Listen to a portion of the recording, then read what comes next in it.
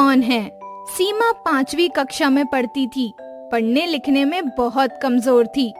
बस उसकी एक ही विशेषता थी कि वो दिखने में सुंदर थी, इसलिए सब उसकी सुंदरता की तारीफ करते थे। सीमा को इस बात का घमंड हो गया और वो ऐसी लड़कियों से नफरत करने लगी जो सुंदरता में कुछ कम थी। उसे सबसे अधिक वंदना से नफरत थी, क्योंकि उसका रंग कुछ काला था। वो हमेशा उसे काली बिल्ली कहकर चिढ़ाती थी, लेकिन वंदना का स्वभाव इतना अच्छा था कि वो उसे कुछ भी नहीं कहती। वंदना बड़ी भोली भाली लड़की थी, पढ़ने लिखने में बड़ी होशियार थी।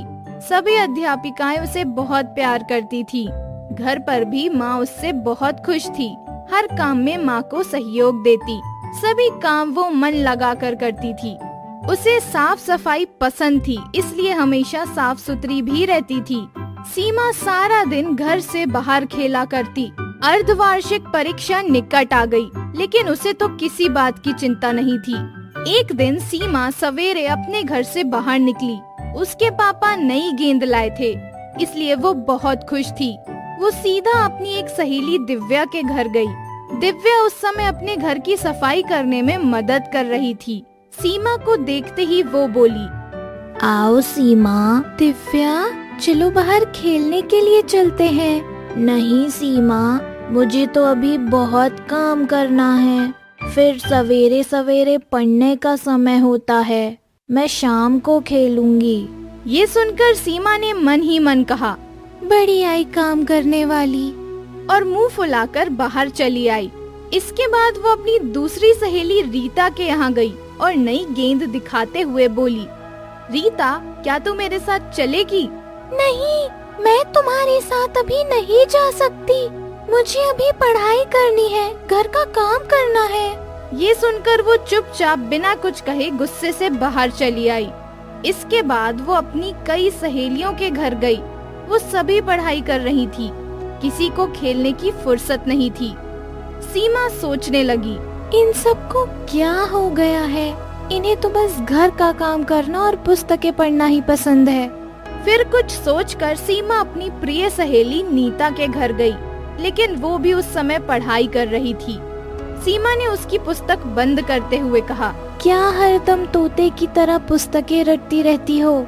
चलो बाहर खेलने चलते हैं। सीमा, वार्षिक परीक्षा निकट है, मुझे पढ़ाई करनी है, इसलिए मैं तुम्हारे साथ खेलने नहीं चल सकती।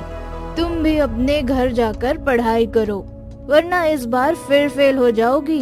सीमा उदास मन से लौटने लगी। तभी उसे नीता की आवाज सुनाई दी। वो अपने माँ से कह रही थी, देखो ना माँ, सीमा सवेरे सवेरे खेलने के लिए आ गई। उसे पढ़ाई की बिल्कुल चिंता नहीं है। मैं अब उसके साथ नहीं रहूंगी। जब देखो तब वो अपनी सुंदरता की चर्चा करती रहती है। माँ, मुझे तो वंदना बहुत अच्छी लगती है।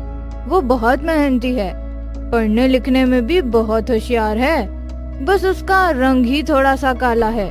ये सीमा तो उस बेचारी को काली बिल्ली कहकर चिढ़ाती रहती है।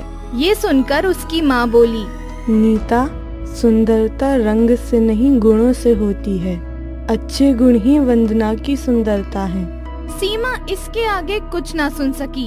वो चुपचाप अपने घर की ओर जा रही थी, लेकिन तभी रास्ते में केले के छिलके पर उसका पैर पड़ गया और वो फिसल गई। वंदना अपने घर के बाहर खड़ी थी। उसने सीमा को गिरते देखा तो तुरंत दोनों हाथ पकड़कर उसे बड़े प्यार से उठाया। ये देखकर सीमा की आंखें भर आई। वो मन ही मन सोच रही थी कि वो वंदना से कितनी नफरत करती थी, लेकिन वंदना के मन में उसके लिए कितना प्यार है। वो बोली, वंदना, तुम सबसे सुंदर हो और मैं काली बिल्ली हूँ। मैंने तुम्हें काफी तंग किया है, बहुत चिढ़ाया है। मुझे माफ कर दो। अरे भला सहेली से माफी मांगी जाती है क्या? सचमुच सीमा ने अपनी सुंदरता पर घमंड करना और वंदना को चिढ़ाना छोड़ दिया। मोरल ऑफ द स्टोरी, कहानी की शिक्षा, सुंदरता रंग से नहीं गुणों से होती है।